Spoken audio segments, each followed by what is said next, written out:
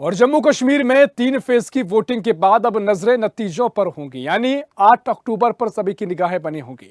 यहां 18 सितंबर, 25 सितंबर और 1 अक्टूबर को 3 चरणों में चुनाव पूरे हो चुके हैं।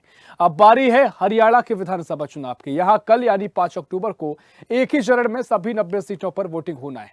जम्मू कश्मीर में जहां फारूक अब्दुल्ला की पार्टी नेशनल कॉन्फ्रेंस मुकाबले में आगे है, तो हरियाणा में स्थिति अलग है। यहां बीजेपी, कांग्रेस और आम आदमी पार्टी के बीच मुकाबला है, त्रिकोणीय मुकाबला है। दोनों विधानसभा चुनाव के नतीजे 8 अक्टूबर को आ जाएंगे। कल हरियाणा में वोटिंग होगी, उसके बाद शाम को एग्जिट पोल भी जारी कर दिए जाएंगे। हरियाणा में जननायक जनता पार्टी और आजाद समाज पार्टी, कांशीराम गठबंधन, इंडियन नेशनल लोकदल और बहुजन समाज पार्टी गठबंधन के साथ साथ आम आदमी पार्टी भी मैदान में है।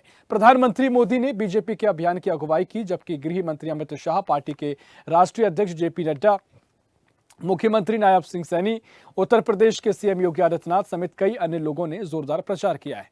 कांग्रेस को उम्मीद है कि वे दमदार प्रदर्शन करेगी। उसने पार्टी के उम्मीदवारों के लिए वोट मांगने के लिए मुख्य रूप से पार्टी अध्यक्ष मल्लिकार्जुन खड़गे, लोकसभा में विपक्ष के नेता राहुल गांधी, वरिष्ठ नेता और पूर्व सीएम भूपेंद्र सिंह हुड्डा, महासचिव प्रियंका गांधी वाड्रा और अन्य वरिष्ठ पार्टी सदस्यों पर भरोसा जताया है। इन उम्मीदवारों में ओलंपियन पहलवान विनेश फोगाट भी शामिल है। हरियाणा की सभी 90 विधानसभा सीटों के लिए 5 अक्टूबर यानी कल मतदान होगा। इसके लिए चुनावी कैंपेन गुरुवार शाम 6 बजे थम गया और हरियाणा के मुख्य निर्वाचन अधिकारी पंकज अग्रवाल ने बताया कि 90 सीटों पर 1031 उम्मीदवार अपनी किस्मत आजमा रहे हैं।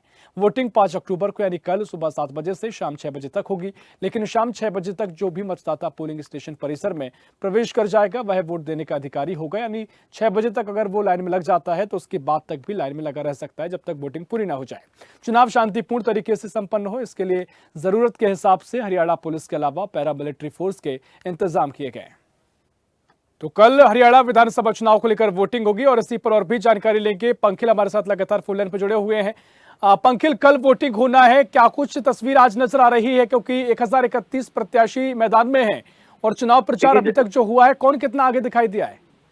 देखिए ऋषभ, सबसे पहले हम बात कर लें कि प्रशासनिक अधिकारियों द्वारा क्या कुछ पुख्ता प्रबंध जमीनी स्तर पर किए गए हैं, क्योंकि चुनाव जैसे जैसे नजदीक आते हैं वैसे वैसे प्रशासन के लिए भी एक बड़ी जिम्मेवारी हो जाती है कि शांतिपूर्ण तरीके से जो है चुनाव हो जाए। और ऐसी स्थिति के अंदर हमने तमाम डिस्ट्रिक्ट के अंदर देखा है कि जगह जगह पर पैरामिलिट्री फोर्सेस जो है तैनात कर दी गई हैं। और ऐसा जैसे हमारी अधिकारियों से बात हुई है, अधिकारियों का ये कहना है कि हमने तमाम तरीके की व्यवस्था जो है आम जनमानस के लिए कर दी है, क्योंकि गर्मी का मौसम अभी सही तरीके से गया नहीं है। और ऐसी स्थिति के अंदर पेयजल और अन्य सुविधाओं की भी व्यवस्था वोटिंग सेंटर पर की जाएगी। और ऐसी स्थिति के अंदर अगर हम चुनावों की बात करें तो चुनावों में कहीं ना कहीं जो पहले हम कहा करते थे कि लहर कांग्रेस की है, बीजेपी की है, अब मुकाबला 50-50 पर आकर खड़ा हो गया और लहर जो है 50-50 की नजर आ रही है। तमाम जिलों के अंदर रिसेंट सर्वे की बात माने तो तमाम तरीके से कई ऐसी सीटें हो गई हैं जहां पर पहले कांग्रेस अप चल रही थी, पर अब स्थिति ऐसी हो गई है कि भाजपा और कांग्रेस की टक्कर नजर आ रही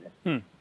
हाँ बिल्कुल पंखिल, लेकिन जिस त्रिकोणीय मुकाबला का जिक्र बार बार हुआ, आम आदमी पार्टी की भूमिका का जिक्र हुआ, गठबंधन की चर्चाएं भी कांग्रेस से पहले हुई, ये कितना असर पैदा करेगा त्रिकोणीय मुकाबला अगर रहता है कई सीटों पर? तो ऋषभ देखिए, त्रिकोणीय मुकाबला जो है कांग्रेस, बीजेपी और आजाद उम्मीदवार में ज्यादा माना जा रहा है। पूरे हरियाणा भर में 1 या 2 सीट ऐसी है, जैसे कि कलायत की सीट हम मान लें, जहां पर त्रिकोणीय मुकाबला माना जा रहा है। परंतु पूरे हरियाणा भर की अगर मैं बात करूं तो आजाद उम्मीदवार ज्यादा आगे चल रहे हैं आम आदमी पार्टी के मुकाबले में। और इसी स्थिति के अंदर जो त्रिकोणीय मुकाबला माना जा रहा है वो बीजेपी, कांग्रेस और आजाद उम्मीदवार के बीच में माना जा रहा है। निश्चित तौर पर देखिए, देखना महत्वपूर्ण होगा। समीकरण तो कई बन रहे हैं, लेकिन कल का दिन काफी महत्वपूर्ण और उससे भी महत्वपूर्ण सभी को जो इंतजार होगा वो 8 अक्टूबर का होगा। क्या परिणाम आएंगे? बहुत शुक्रिया आपका पंखिल, जानकारी साझा करने के लिए।